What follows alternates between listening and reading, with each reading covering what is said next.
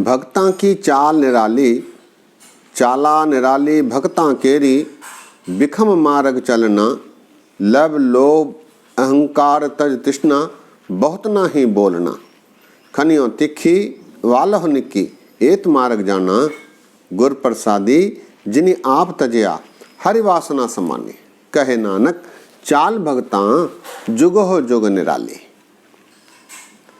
सत्कारयोग सत्संगियो, वाहिगुरू जी का खालसा, वाहिगुरू जी की फतेह।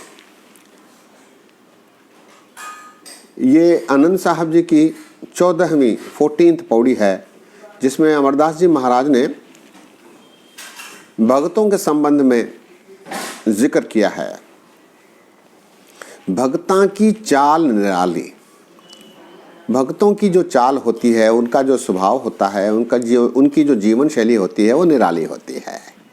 इसीलिए सामान्यतः समाज में इसे स्वीकारा नहीं जाता, क्योंकि समाज उसका स्वतः ही विरोध करने लगता है। क्योंकि समाज में बहुलता बुराई की होती है। लोग माया के वश होकर अपना जीवन यापन कर रहे होते हैं। ऐसे में भगत अपनी निराली चाल से लोगों को विस्मृत करता है, तब लोग उसका स्वतः ही विरोध करने लगते हैं। भगतां की चाल निराली, चाला निराली भगतां केरी, बिखम मार्ग चलना। इसीलिए भगत की जो जीवन यात्रा होती है वो विषम होती है, तकलीफ़ों से भरी होती है। इतिहास गवाह है, भक्तों ने सदा कष्ट झेले हैं। कष्ट झेलते हुए भी उन्होंने अपने प्रभु भक्ति का मार्ग नहीं छोड़ा है और प्रभु उनकी रक्षा करते हैं। दो उदाहरण दास आप जी के समक्ष रखेगा, एक पारंपरिक और एक आधुनिक। कबीर दास जी जो सदैव सच पर अडिग रहते थे, समाज की बुराइयों का विरोध करते थे, सारे धर्मों को एक मानते थे, ऐसे अवतार पुरुष को सिकंदर लोदी ने, वक्त के राजा ने, हाथी से रौंदवा कर मरवा देने का आदेश दिया।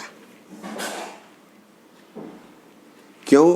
क्योंकि उसके नियमों को वो स्वीकारता नहीं था। लेकिन परमात्मा ने भक्तों की रक्षा की और कबीर दास जी का बाल भी बांका नहीं हो पाया। एक उदाहरण आधुनिक युग का, सिख पंथ के एक महान इतिहासकार हुए हैं करम सिंह हिस्टोरियन। वो बहुत कम आयु में इस संसार से गए। उन्होंने जगह जगह जाकर इतिहास की ऐसी खोज की जो सिख इतिहास के लिए अमूल्य है। करम सिंह हिस्टोरियन। इसी क्रम में वे मक्का गए और मक्का में मुसलमानों के सिवा किसी और का प्रवेश प्रतिबंधित था, आज भी है। वहां कुछ लोगों को इन पर शक हुआ। उन्होंने कहा कि आप मुसलमान हैं या नहीं, इसकी परीक्षा हुई। कल इसकी जांच की जाएगी, पड़ताल की जाएगी। यदि आप मुसलमान हैं तो आपकी सुन्नत अवश्य हुई होगी। करम सिंह हिस्टोरियन गुरु के अनन्य भक्त, पूर्ण रूपेण गुरसिख थे। भक्तों की परमात्मा ने रक्षा की। उसी रात वहाँ के एक इंस्पेक्टर जो करम सिंह जी के जानकार थे, उन्होंने रातों रात उन्हें मक्का से वापस भिजवाने की व्यवस्था की और वे वापस लौटे। कहने का भाव कि भक्तों की रक्षा सदैव परमात्मा करते हैं। भक्तां की चाल निराली, चाला निराली भक्तां केरी। भक्तों की बिखम मार्ग चलना, इनका जो मार्ग होता है वो विषम होता है, कठिनाइयों से भरा होता है। लब लोभ अहंकार तज तृष्णा, बहुत ना ही बोलना। ऐसे भगत लब लोभ अहंकार तृष्णा आदि का तिरस्कार कर देते हैं। वो इनसे ऊपर उठ जाते हैं और मितभाषी हो जाते हैं। बहुत ना ही बोलना, वे सदैव कम बोलते हैं। बहुता बोलन झक्खन होए, विण बोले जानिया सब सोए, ऐसी उनकी प्रवृत्ति हो जाती है।